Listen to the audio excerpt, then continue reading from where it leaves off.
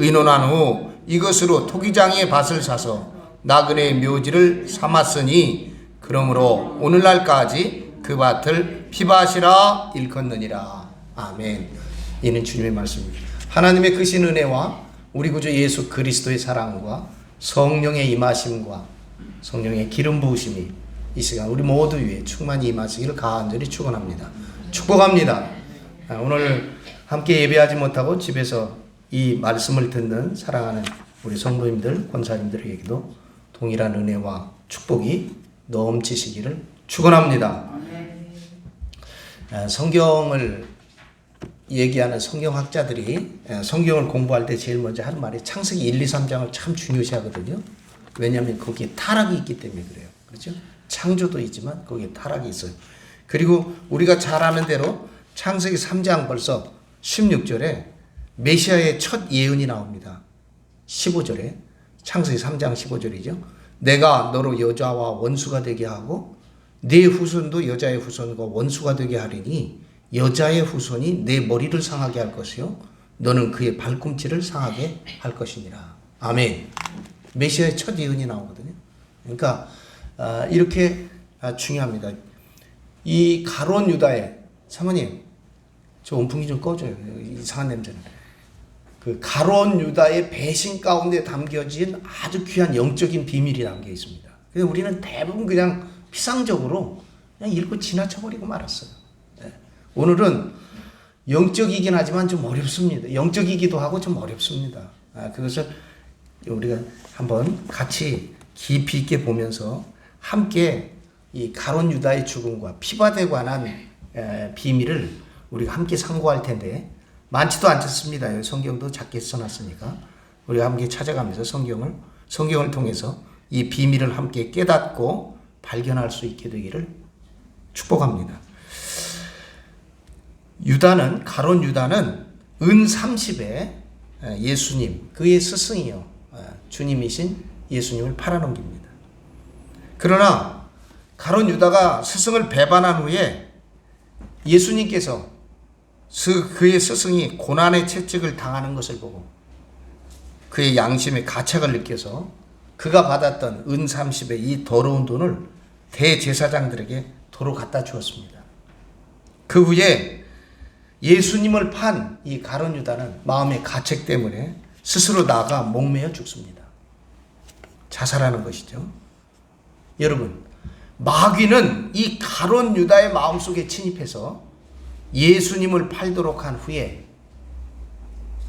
가룟 유다의 마음속에서 떠나버렸기 때문에 가룟 유다는 양심의 가책을 받게 됩니다. 이 가룟 유다는 마귀의 앞잡이, 마귀의 꼭두각시로서 잠시 이용당한 아주 불쌍한 사람입니다. 오늘 그 내용이 이 마태복음 27장 3절로 8절 우리가 함께 봉독한 내용에 잘 기록되어 있습니다. 그러면 이 말씀의 깊은 뜻과 이 말씀의 비밀이 과연 무엇일까? 가룟 유다가 성전에 던진 이 은 30으로 토기장의 밭을 사서 나그네의 묘지로 삼았다고 하는 이 내용, 이 사건 속에 어떤 비밀한 뜻이 숨어 있는가? 마태복음의 기자는, 우리가 오늘 읽은 마태복음 27장 3절로 8절의 기자는 이 성경 말씀을 예레미야 예언으로 생각한 듯 했습니다. 그래서 27장 9절로 10절을 보면 한번 보세요. 27장 9절로 10절 보겠습니다. 이에 선지자 예레미야를 통하여 하신 말씀이 이루어졌나니 일러스되 그들이 그 가격 매긴 자 곧 이스라엘 자손 중에서 가격 매긴 자의 가격 곧 은 30을 가지고 토기장의 밭값으로 주었으니 이는 주께서 내게 명하신 바와 같으리라. 지금 마태복음은 마태복음을 쓰면서요, 이 사건에 여기에 나오는 이 토기장에 산 이 사건을 예레미야의 예언으로 지금 생각한 것 같은데 예레미야에는 이 예언이 없습니다. 아마 착각하지 않았을까? 이 말씀은 성경 스가랴에 나옵니다. 스가랴. 한번 보실까요? 스가랴서 11장. 말라기 바로 앞에 있죠. 스가랴가. 스가랴 11장 12절로 13절. 1323년 구약 스가랴 11장 12절로 13절입니다. 보겠습니다.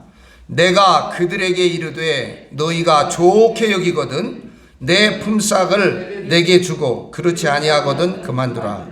그들이 곧 은 30개를 달아서 내 품삯을 삼은지라. 여호와께서 이르시되 내게 이르시되 그들이 나를 헤아린 바 그 싹을 토기장이에게 던지라 하시기로 내가 곧 그 은 30개를 여호와의 전에서 토기장이에게 던지고. 네. 이 말이 스가랴에 있는 예언이에요. 그런데 마태는 마태복음을 쓰면서 그 예언을 예레미야에서 온 것이다 이렇게 착각한 것 같아요. 왜냐하면 예레미야에 이 말씀이 없으니까. 이 말씀 가운데 숨겨진 비밀이 뭐냐? 왜 은 30으로 토기장이의 밭을 사는가? 또 토기장이의 밭이 피밭이 돼가지고 나그네 묘지가 되는 까닭은 무엇인가?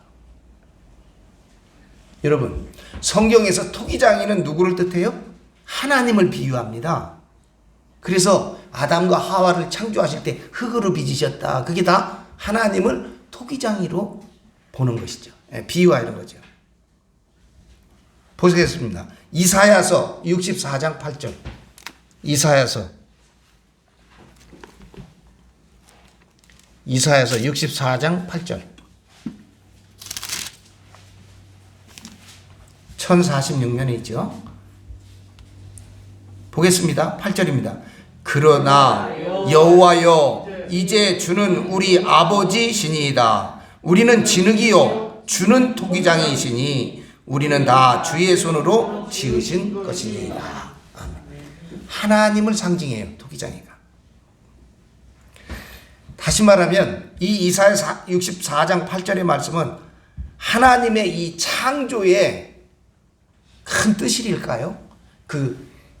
하나님 마치 장인처럼 이 창조, 우주 창조의 뜻과 생각과 헤아림, 그거를 한문으로 쓰자면 창조의장, 장인은 장자예요. 뜻의 자죠. 창조의장, 그러니까 하나님께서 마치 토기장이처럼 이런 게 아니라 그 모든 창조의 뜻과 생각과 헤아림과 그 오묘하게 만드신 그 모든 이 하나님의 창조의 그 섭리, 그거를 토기장에 지금 비유하고 있는 것입니다. 아담을 흙으로 빚었다는 뜻도 토기를 만드는 토기장에 비유해서 유래되는 것이죠. 또 성경은 여러분 택함 받은 백성, 하나님의 구원의 백성들을 나그네로 비유하고 있습니다. 세상의 나그네가 아니라 본향을 찾는 나그네죠. 할렐루야. 우리 모두 본향을 향해 가는 주님의 나그네된 인생인 것을 믿습니다. 그래서 야곱이 고백하잖아요. 내 나그네 인생이 그렇게 길지 않으나, 자기는 이 땅에서의 나그네가 아니라 본향 찾는 하나님 나그네라는 거예요. 이 택함을 받은 구원의 성도들, 구원받은 성도를 성경은 나그네로 비유합니다. 보실까요? 창세기 47장.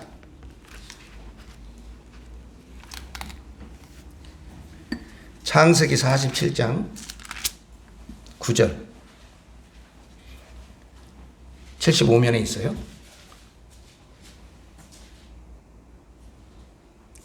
봅니다. 야곱이 바로에게 이르되 내 나그네 길의 세월이 130년이니이다. 내 나이가 얼마 되지 못되니 우리 조상의 나그네 길의 연조에 미치지 못하나 험악한 세월을 보냈나이다. 야곱은 그의 삶 나그네에 비유하고 있어요. 시편 119편. 시편 119편.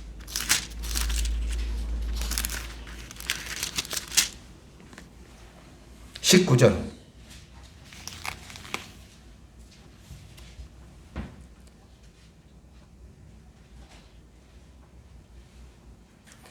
(119편) 19절 읽습니다. 나는 땅에서 나그네가 되어 싸우니 주의 계명들을 내게 숨기지 마소서. 지나왔으니까 그냥 읽을게요. 역대상 29장 15절에는 이런 말이 있어요. 우리는 우리 조상들과 같이 주님 앞에서 이방 나그네와 거류민들이라. 세상에 있는 날이 그림자 같아서 희망이 없나이다. 네? 자기네들은 다 나그네라는 거예요. 이 구원받고 택함받은 사람들을 나그네에 비유하고 있어요. 신약에 가면 히브리서 11장에서도 그렇게 얘기합니다. 히브리서 11장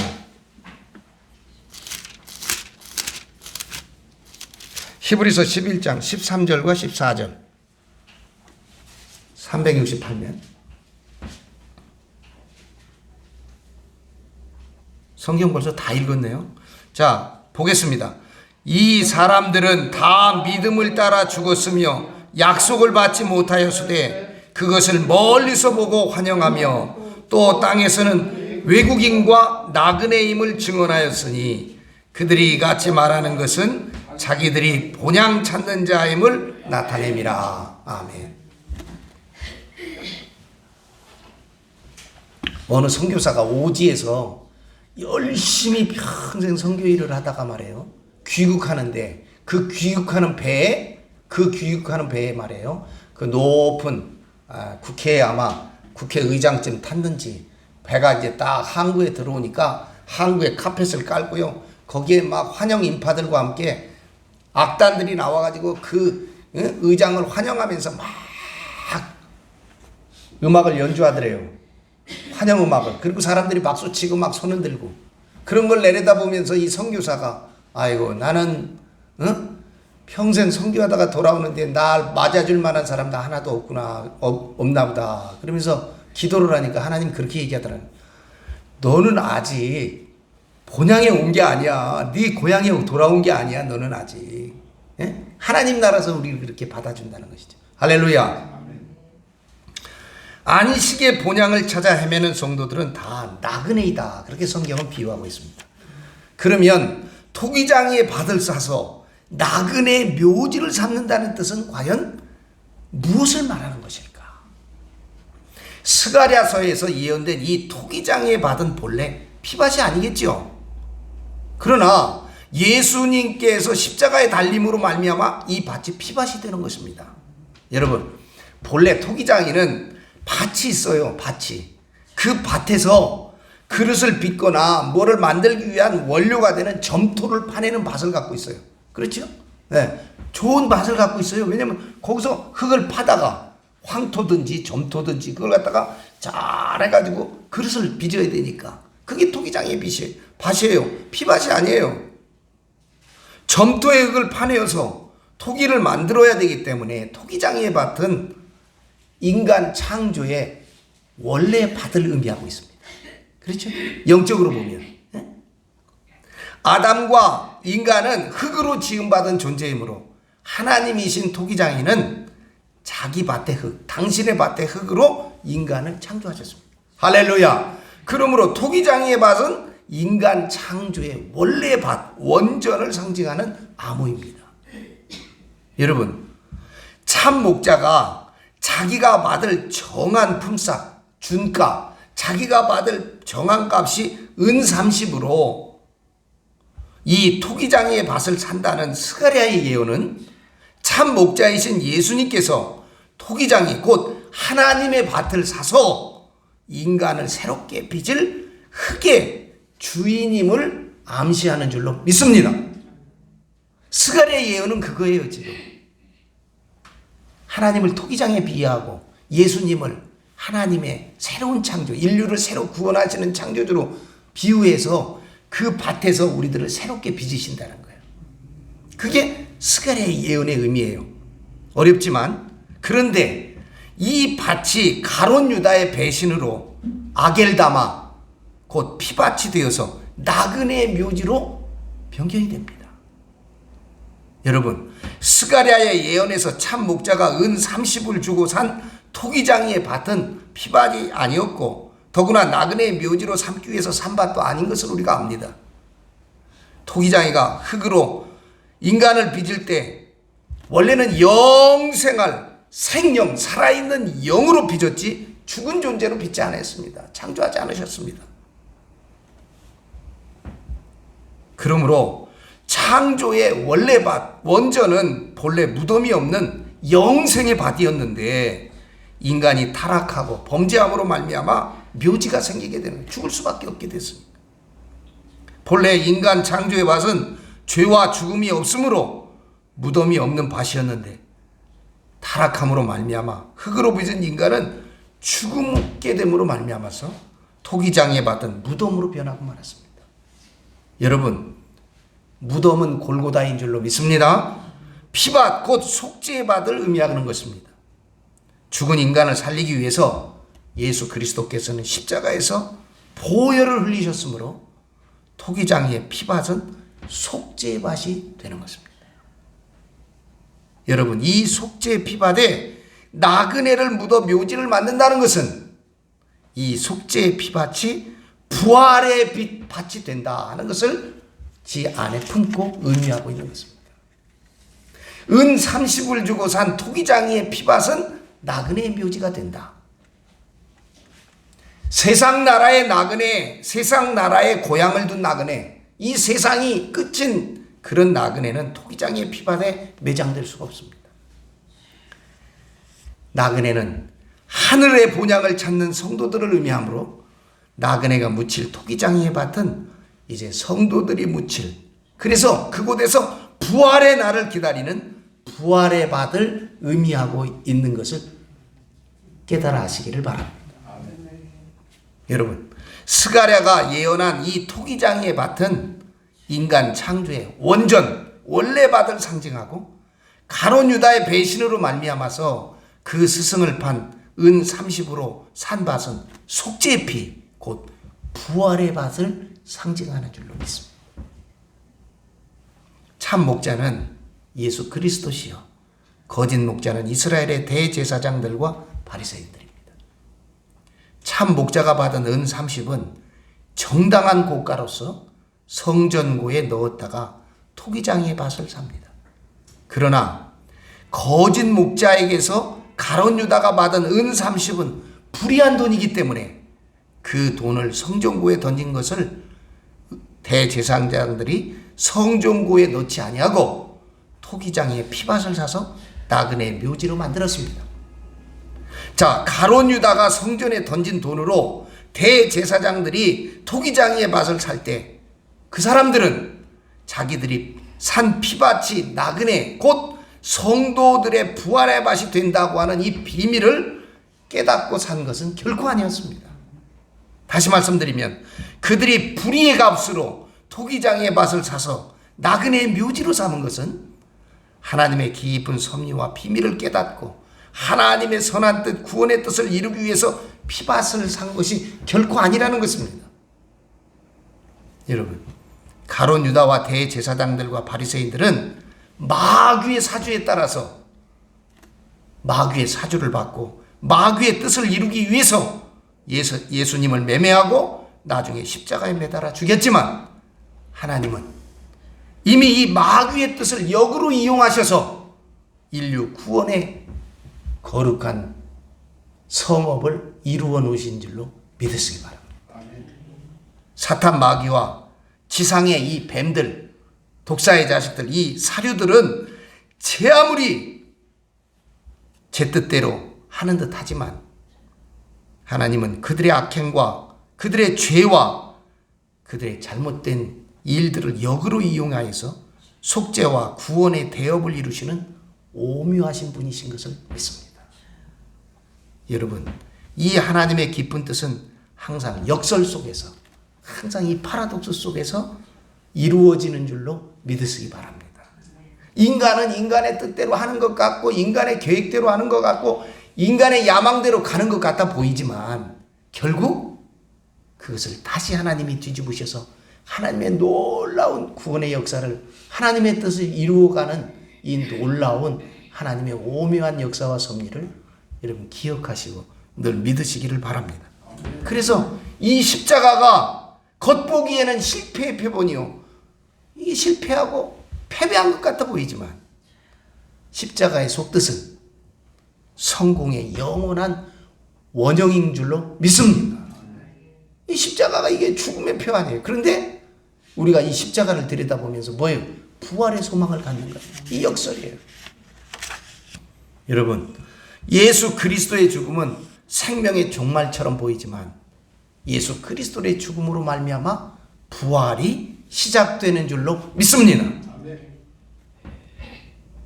이수진 장군이 하는 것이 말씀하신 게 아니라 예수님 말씀하세요. 죽고자 하는 자는 살 것이요 살고자 하는 자는 죽으리라. 이 역설, 어떻게 죽는데 살고 사는데 어떻게 죽을까? 이 역설이 참 종교의 복음의 씨앗이요 복음의 핵심임을 기억해야만 합니다. 하나님께서는 죽은 인간을 살리시기 위해서 속죄의 피밭을 사셔서 나그네 곧 저와 여러분 우리 성도들이 부활의 큰 꿈을 꿀 토기장이의 피밭을 사야 하시는데 하나님 스스로가 예수님을 팔고 예수님을 죽여서 그 피밭을 살 수는 없습니다. 마귀와 가룟 유다와 대제사장과 바리새인들은 자기들의 뜻을 이루기 위해서 예수님을 잡아 십자가에 못 박아 죽였지만 하나님의 오묘한 섭리와 역사 그들의 악행을 역으로 이용하셔서 나그네의 피밭을 마련하게 된 줄을 믿습니다. 이 얼마나 깊고 오묘한 구원의 섭리입니다. 이스라엘 성전 남쪽에 가서 보면 장로님하고는 같이 서서 봤습니다만 피밭이 있어요. 거기 아겔다마. 근데 지금 그리스 정교의 수도원이에요. 예배당이야. 그 피밭이요. 늘 거기를 보면서 이런 생각을 꿈에도 못했어요. 제가. 이런 영적인 깊은 의미가 있는지를 모르고 아무도 그런 이야기를 해주는 이도 들어본 적도 없어요. 저 여태까지. 그냥 피밭인가 보다. 그냥 이런 것들을 우리가 샅샅이 이렇게 해서 영적으로 이렇게 성경에 이렇게 다 하나님께서 이미 다 짜가. 사랑하는 여러분, 종교 사기꾼들, 종교 상인들, 거짓 목자들은 이 하나님의 놀라우신 그리고 깊은 도의 비밀을 알 수가 없습니다. 밭과 피밭, 창조의 점토를 파내던 토기장이의 밭이 피밭으로 변해서 나그네 묘지로 변한 이 사건을 우리는 다시 한번 발견하고 깊이 깨달을 수 있기를 주님의 이름으로 축복합니다. 내용이 지금 어려운 내용의 말씀을 드렸는데 제가 여러분께 부탁드리는 것은요. 어떤 말씀을 읽고 또 제가 여러분에게 아무리 설명해도 지금 처음이기 때문에 이 내용이 좀 어려워요. 저도 그렇습니다. 이걸 어떻게 설명할까? 어떻게 깨달을까? 늘 갖고 묵상을 해요. 뭐 길을 가든지 지나를 가든지 운전을 하든지 누구하고 얘기하면서도 또 시간 있을 때마다 묵상하면 전혀 엉뚱한 때 이런 때 이걸 팍 깨닫게 해요. 그래서 여러분 희미하게 알고 있던 한 줄이 전체가 뚫리는 경험이 있어요. 할렐루야! 이와 같은 놀라운 말씀의 체험과 경험이 있어지기를 주님의 이름으로 축복합니다. 축원합니다.